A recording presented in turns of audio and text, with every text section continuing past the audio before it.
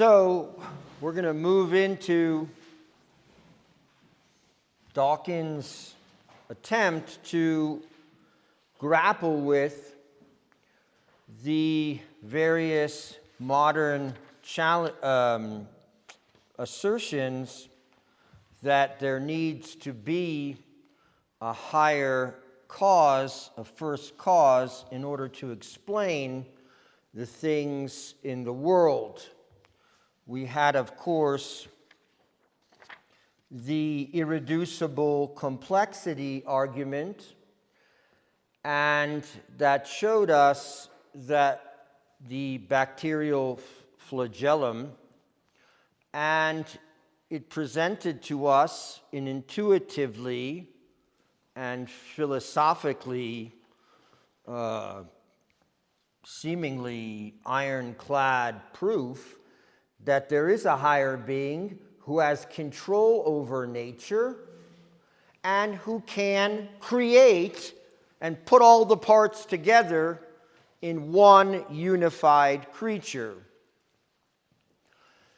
And so we have problems.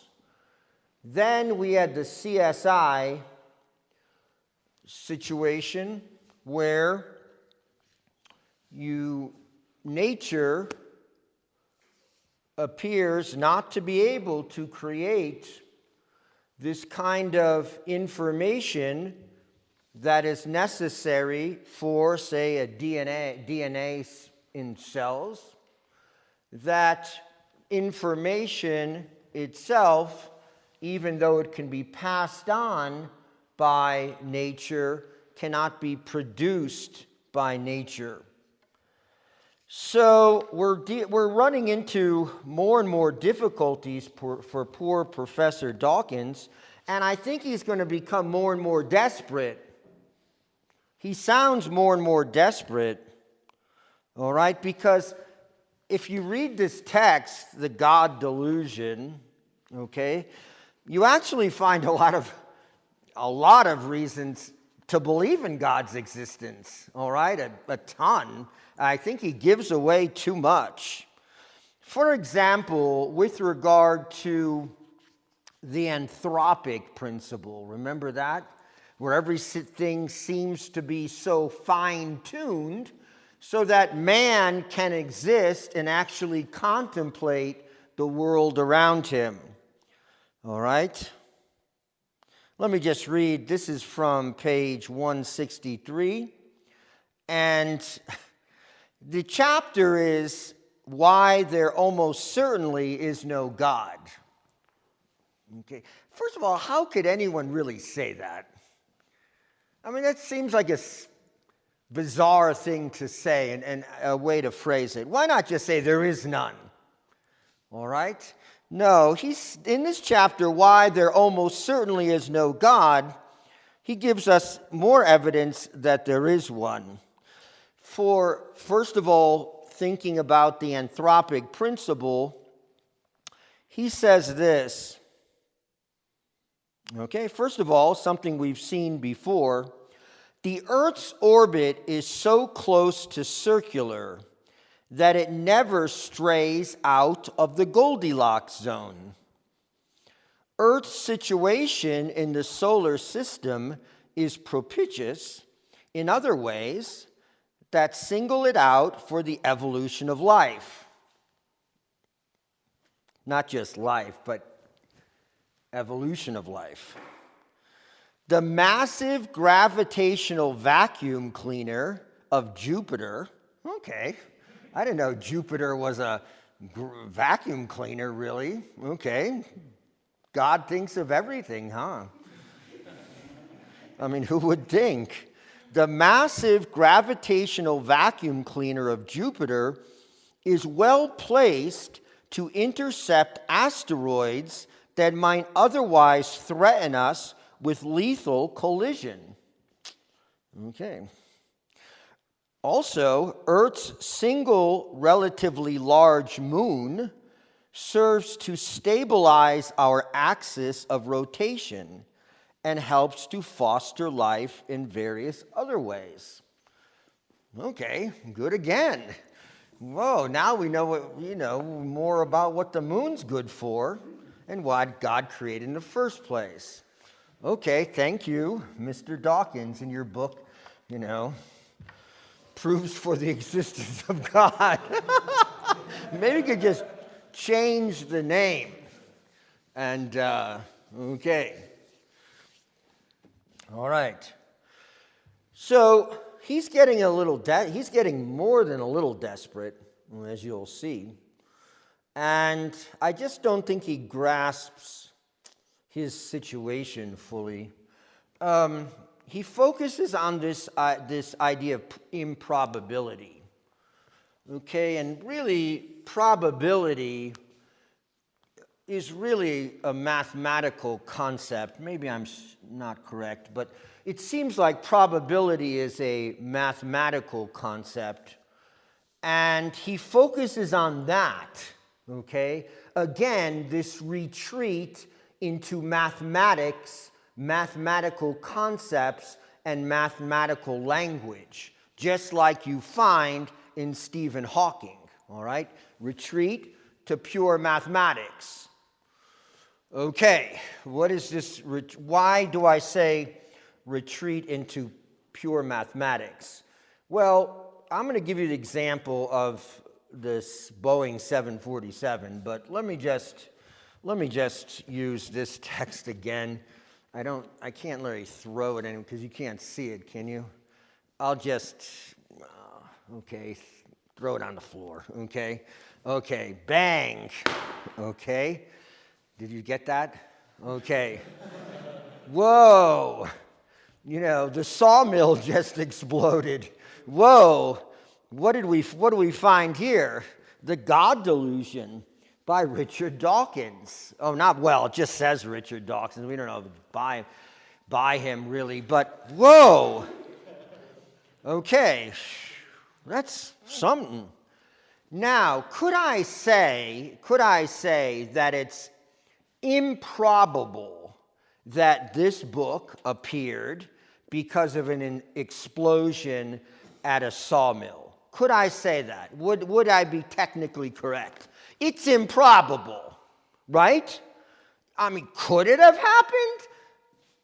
Perhaps, right? On a purely mathematical basis, you'd have to say that, there's like this slight chance. But philosophically speaking, metaphysically speaking, what? We are certain that this book did not come from the explosion at a sawmill. We are certain. Anyone not certain? Raise your hand. No? Okay. No, we're certain. And anyone watching is going to be certain. Okay? And even Professor Dawkins is certain, right? That's why he's charging $14. He knows that it's going to be attributed to him and not to the explosion at a sawmill. He's certain. But, there's no going to... The owners of the sawmill are not going to sue him because they're going to claim ownership and royalties, right? The judge would throw it out of court and say, no, I think you wrote it. I think he wrote it. Yeah, you're wrong. So we can have certainty on different levels of thought: logical certainty, moral certainty, philosophical certainty, metaphysical certainty. Okay? But it's beneficial for them who are trying to avoid the certainties that are being presented, thrown in their face by contemporary science. To avoid these certainties, we retreat into mathematical concepts, or in this case, mathematical words, or like improbability. And, okay, we'll take it, okay? Let's look at everything he's presented. Jupiter as the solar system's vacuum cleaner. Okay, good. Okay. All these things together, Goldilocks zone and all that. remember the proton and electron charge and all those things, and it's improbable that all that came together just by a big explosion by itself without design, right? Could we say improbable? You could say improbable, right? You could technically say it. But our minds know intuitively, using logical and metaphysical reasoning that we have, that is perfectly legitimate, that it wasn't just because of it. There's design present. Okay? But, is there the slightest chance, mathematically speaking? You see? So that's why he's retreating into this concept of improbable. All right? Because we say it's improbable that it came about without God. And he's going to cleave onto that and say, okay, I got that word, that concept improbable. That word improbable, I'm going to use it against you, you theists. Okay, I'm going to use it against you. How are you going to use it against us? Okay, I'm going to read his text. Can I read his text? And so I'm not just, making something up. Okay, remember Fred Hoyle? He's called by Dawkins himself a physicist and cosmologist, and an excellent one, okay? Who Dawkins says, he says later on, wouldn't it be wonderful if he had his consciousness raised? He actually says that, okay? All right, so Fred Hoyle's 747. Hoyle's 747. All right, airplane. All right? Okay. This is what Dawkins says. The argument from improbability is the big one.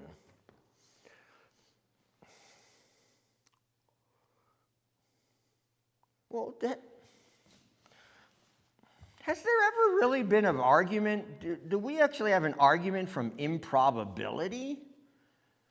Do we have a proof from improbability? No, not really.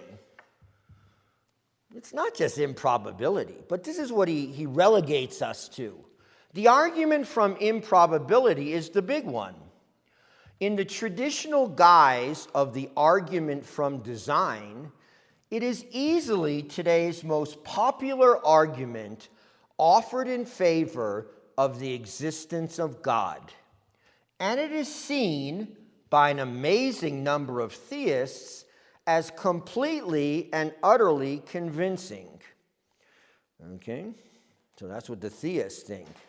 Dumb, unraised consciousness, them. Okay, now look at what he says. I underlined it, so you do too. It is indeed a very strong, and I suspect unanswerable argument. Okay, you're not going to make, if you say that, you're not going to make $14.95 on each book. Come on, you're giving it away. But it is indeed a very strong, and I suspect unanswerable argument, but in precisely the opposite direction from the theist intention. The argument from improbability, properly employed by me, comes close to proving that God does not exist.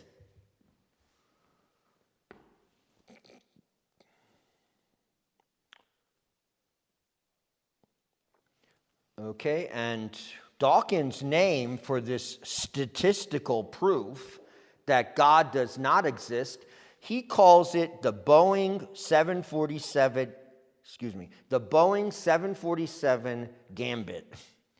All right, the Boeing 747 gambit.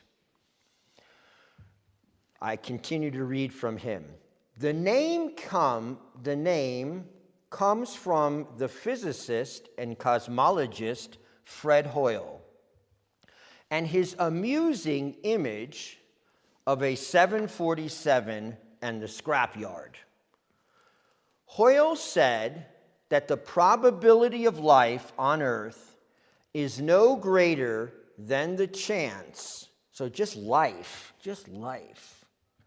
The probability of life on Earth is no greater than the chance that a hurricane sweeping through a scrapyard would have the luck to assemble a Boeing 747. Right? Some have applied this to the odds of assembling, by randomly shuffling its parts, a fully functioning horse, beetle, or ostrich. This, in a nutshell, is the creationist's favorite argument. Okay, well, seems like, what are we going to blow up to get an ostrich? What are we going to blow up to get an ostrich? Just a grapefruit there's no factories for grapefruit. Like, okay, yes, I know that. Okay, a grapefruit orchard. Okay, ostrich. Okay. Well, is it improbable? Yeah, but never know. Okay.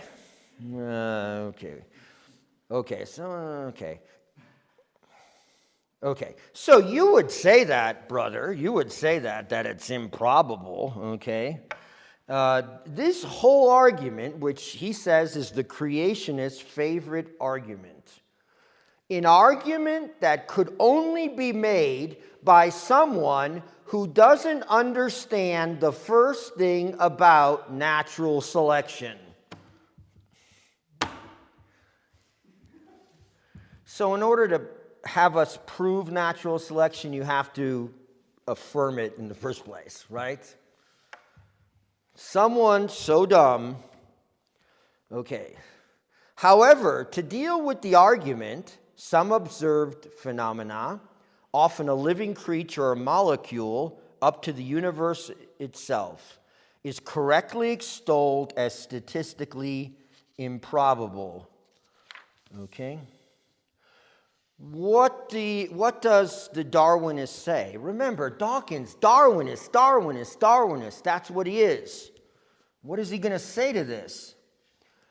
However statistically improbable the entity you seek to explain by invoking a designer. Okay, so however statistically improbable the entity you seek to explain by invoking a designer, the designer himself has got to be at least as improbable.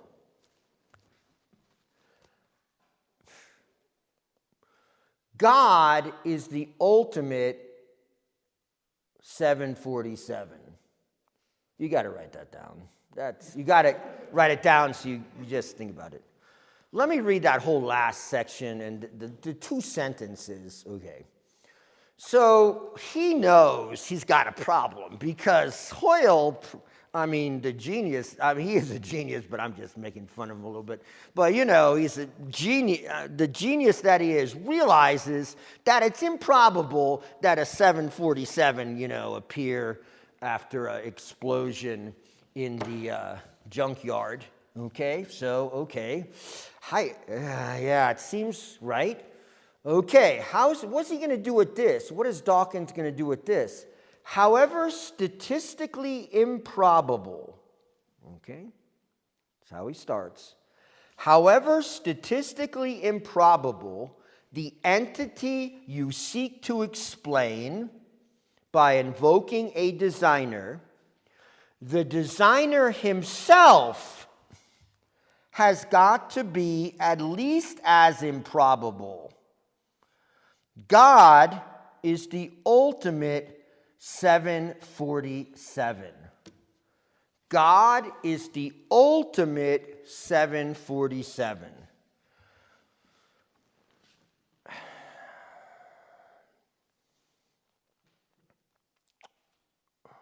Well, okay. You have to realize something with Dawkins. He has no ability to reason metaphysically. I'll say it. He's probably not watching, so I'm not even. Okay? He has no ability to reason metaphysically. None. He doesn't understand either the proofs for the existence of God, even though, as I show you, he treats them. He treats St. Thomas's 5 proofs one after the other. He also treats Anselm's ontological argument for the existence of God, which is based on God's essence, right? And Dawkins says, well, essence, what is this essence stuff?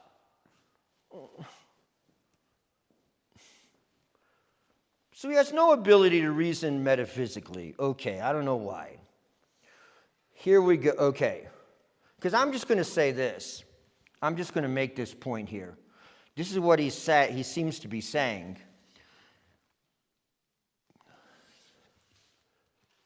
No, this is what I'm saying about this, okay, about his statement that God is the ultimate 747, okay? I'm saying the improbability of the designed thing indicates the necessity of the existence of the designer. I'm going to repeat that. That's just me, but okay. The improbability of the designed thing indicates the necessity of the existence of the designer. That's what you should draw from that. I mean, hold your desks, brothers. Boeing exists. Okay? Got it?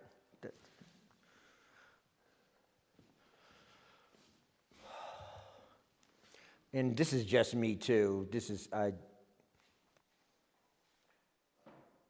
me too. I'm just commenting here on him that God is the ultimate 747. What's he get wrong here? Go ahead, brother. He thinks that everything's like an image of, like a photocopy, or that God is not above the creation. Yeah, God is not above the creation. He's acting as if God is just like, it's just a more complicated 747, right? Or he's just a more complicated piece together structure. Well, let me just read you what I got here. The whole point is this. The whole point is that God is the one thing that assembles and is not assembled. The whole point is that God is the one thing that assembles and is not assembled. Okay? But you have to engage in a bit of a metaphysical reasoning to see that. But it's not, it's obvious. The whole idea of, don't let him distort the proofs for us.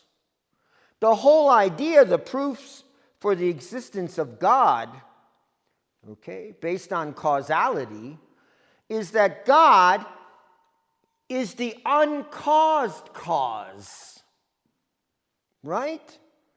God is the uncaused cause who must be in a certain way in order to be the cause of all these things.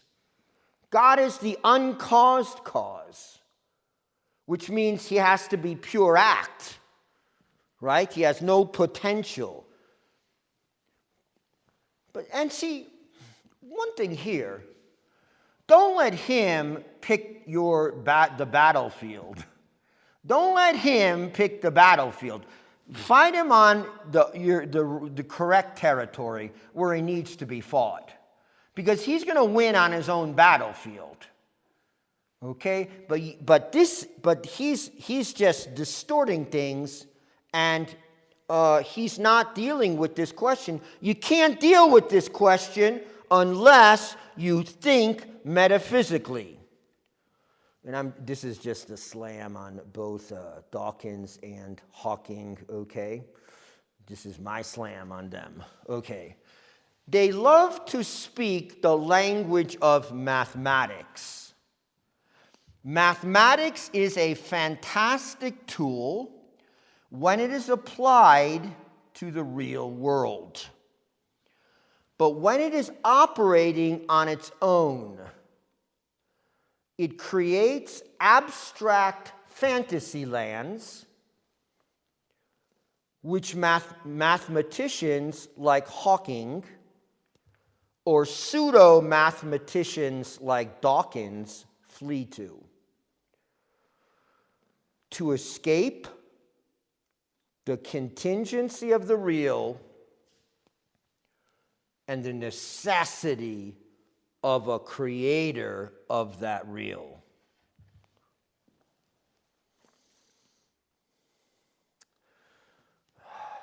Okay. You understand what I'm saying there? I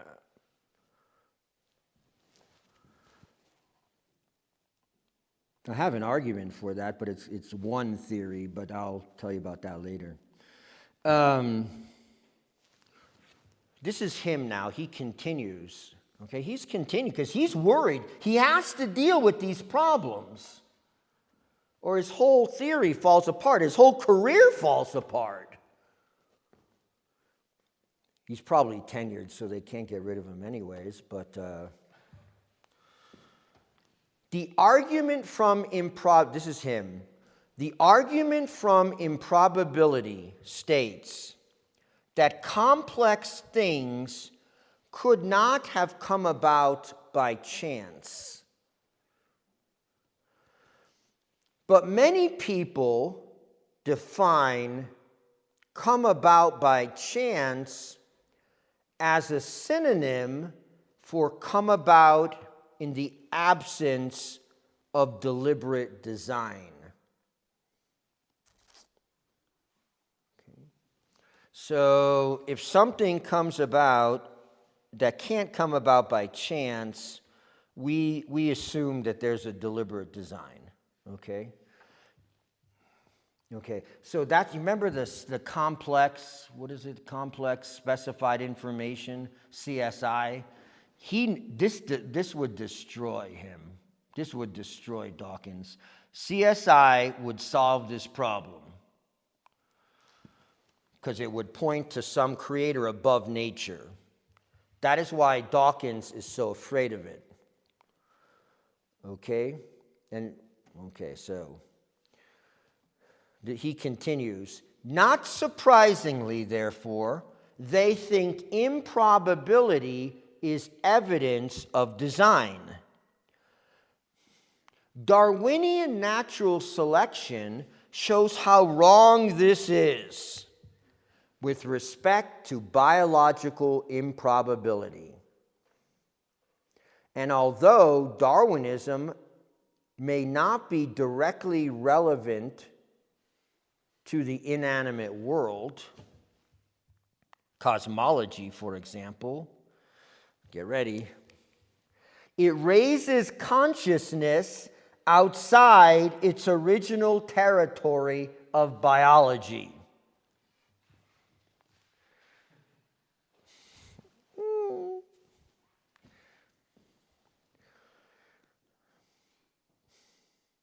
So it doesn't have anything to do with it. It doesn't apply to it, but it'll tell us something about it, right? and raise our consciousness thereby. How would Darwinism raise our consciousness? By what idea it throws down. There's no need for a God, right? That's the only raising of consciousness that he's talking about. Oh, there's no need for a God. And he continues, a deep understanding of Darwinism teaches us to be wary of the easy assumption. And I say, well, why is it so easy? Okay, I repeat. A deep understanding of Darwinism teaches us to be wary of the easy assumption that design is the only alternative to increasing complexity. Okay, here he gets touchy-feely, okay? After Darwin, all should feel deep in our bones. What does feeling have to do with it?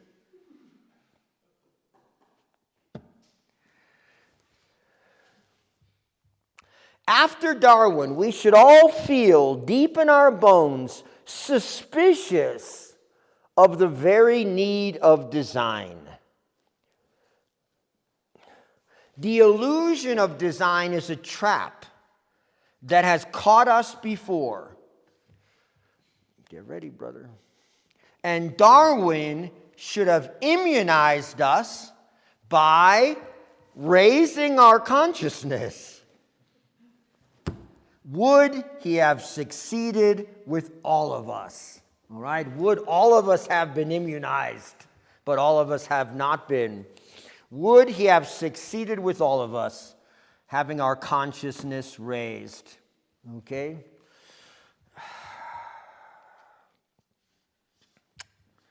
Okay. So he keeps going back. All the evidence is piling up against him. I mean, he even brings up more evidence against himself in his own position. And all he says, well, see, the person who gave you this, well, he hasn't had his consciousness raised. Okay? And at one point he says, I think it was with Fred Hoyle, that he needs to bathe himself in natural selection. He needs to inundate himself inebriate himself with natural selection. And then maybe, hard as it is, he will have his consciousness raised.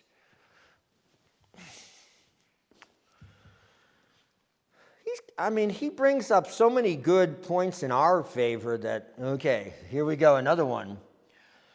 This is one philosopher he likes, Daniel Dennett. Daniel Dennett. All right, Daniel Dennett. He says, and he must like him because he calls him scientifically savvy, that scientifically savvy philosopher, Daniel Dennett, pointed out that evolution counters one of the oldest ideas we have. Okay, so it's one of the oldest ideas that stupid mankind has thought of since the beginning, okay, that it takes a big, fancy, smart thing to make a lesser thing.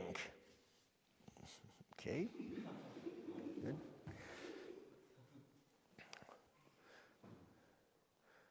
It's called principle of sufficient causality, by the way, but don't worry about it. Professor, don't worry about that. Just lay down. Okay, he's saying this. You'll never see a spear making a spear maker. Okay? You'll never see a horseshoe making a blacksmith. You'll never see a pot making a potter. Okay? Yes? Okay. What do we draw from that? Darwin's discovery, so counter to the obvious of that mankind has understood from the beginning, okay, in his just common sense, Darwin goes totally counter to that. Darwin's discovery of a workable process that does that very counterintuitive thing. Notice that's what I say here. Why is it counterintuitive? Because it's wrong. Okay? Darwin's discovery of a workable process that does that very counterintuitive thing is what makes his contribution to human thought so revolutionary. So loaded with the power to raise consciousness. Okay, well, let me just read this one more paragraph. It is surprising how necessary such consciousness raising is, even in the minds of excellent scientists in fields other than biology. Fred Hoyle was a brilliant physicist and cosmologist, but his Boeing 747 misunderstanding showed that he needed to have his consciousness raised by some good exposure to the world of natural selection. But perhaps you need to be steeped in natural selection, immersed in it, swim in it, before you can appreciate truly its power. Okay, we'll just... How do you do that anyways? Okay. Well, we'll think about it. All right, good, thank you.